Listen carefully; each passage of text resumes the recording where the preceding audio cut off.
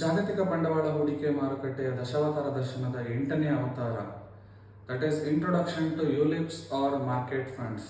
Introduction to ULIPs are market funds, ಇದ್ರ ಬಗ್ಗೆ ನೀವು ತಿಳ್ಕೋಬೇಕಾದ್ರೆ ಇದು ಬಹಳ ದೊಡ್ಡ ಸಾಗರ.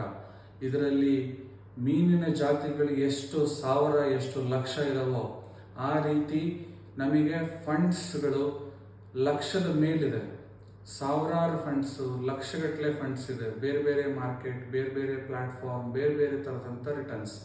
ಸೊ ಇದರಲ್ಲಿ ಒಂದು 4 ಫಂಡ್ಸ್ ಬಗ್ಗೆ ಹೇಳೋದಾದರೆ, HDFC life equity fund average rate of returns ಬಂದು 41% ಇದೆ. ಇಂಟರ್ನಲ್ ರೇಟ್ ಆಫ್ ರಿಟರ್ನ್ಸ್ ಬಂದು 22% ಇದೆ. SBI life equity fund average rate of returns ಬಂದು 31% ಇದೆ. ಇಂಟರ್ನಲ್ ರೇಟ್ ಆಫ್ ರಿಟರ್ನ್ಸ್ ಬಂದು 18% ಇದೆ.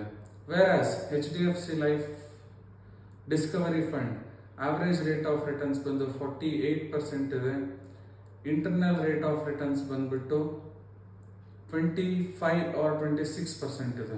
ಇದೇ ರೀತಿ SBI life mid cap fund average rate of returns ಬಂದು 53% ಇದೆ.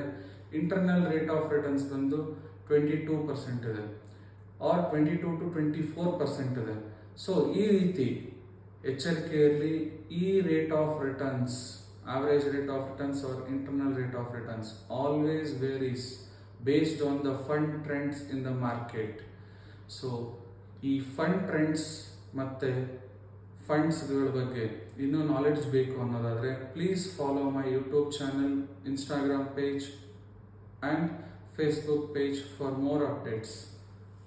Thank you.